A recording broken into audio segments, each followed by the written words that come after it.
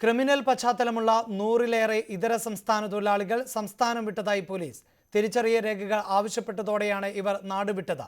നക്സൽ ഗ്രൂപ്പുമായി ബന്ധമുള്ളവരും കേരളം വിട്ടവരിൽ ഉണ്ട് എന്നാണ് പോലീസ് നൽകുന്ന സൂചന. എറണാകുളം ജില്ലയിൽ മാത്രം 75,000-നും 1,00,000-നുമിടയിൽ ഇതര സംസ്ഥാന തൊഴിലാളികൾ ഉണ്ടെന്നാണ് കണക്ക്. ഇവരിൽ ക്രിമിനൽ സ്വഭാവം വർദ്ധിച്ചു വരുന്നതായും കണ്ടെത്തിയിട്ടുണ്ട്. ജിഷ വധക്കേസ്, കാക്കനാട്ടെ ATM കവർച്ചാശ്രമ കേസ് തുടങ്ങി നിരവധി കേസുകളിൽ പ്രതിസ്ഥാനത്തുള്ളത് ഇതര സംസ്ഥാന തൊഴിലാളികളാണ്. ഇവരിലൂടെയാണ് സംസ്ഥാനത്തെ ലഹരി വസ്തുക്കളിൽ നല്ലൊരു പങ്ക് എത്തുന്നതെന്നും കണ്ടെത്തിയിട്ടുണ്ട്. ഇതിനെ തുടർന്നാണ് അന്യസംസ്ഥാന തൊഴിലാളികൾക്ക് തിരിച്ചറിയൽ കാർഡ് നൽകുവാനും ഇവരുടെ വിരലടയാളം ശേഖരിക്കുവാനും പോലീസ് ശ്രമിച്ചത്. Universal brotherhood safety management system എന്ന് പേരിട്ട പദ്ധതിയിലൂടെ തിരിച്ചറിയൽ രേഖകൾ തയ്യാറാക്കാൻ ശ്രമിച്ചപ്പോഴാണ് 100ഓളം അന്യസംസ്ഥാന തൊഴിലാളികൾ കടന്നുകളഞ്ഞതായി പോലീസിന് വിവരം ലഭിച്ചത്. ഇതേ തുടർന്ന് നടത്തിയ അന്വേഷണത്തിൽ ഇവർ ക്രിമിനൽ കേസുകളിൽ പ്രതികളാണെന്ന് വിവരം ലഭിച്ചു.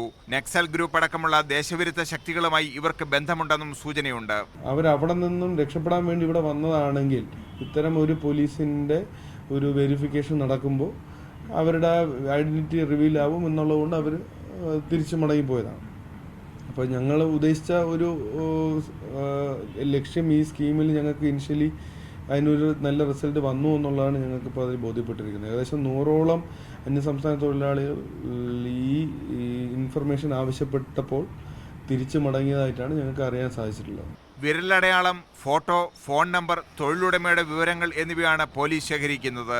വ്യാജരേഖകൾ ഉപയോഗിച്ചാണ് ഇവരിൽ പലരും മൊബൈൽ നമ്പർ സമ്പാദിച്ചതെന്നും പോലീസിന് വിവരം ലഭിച്ചിട്ടുണ്ട്.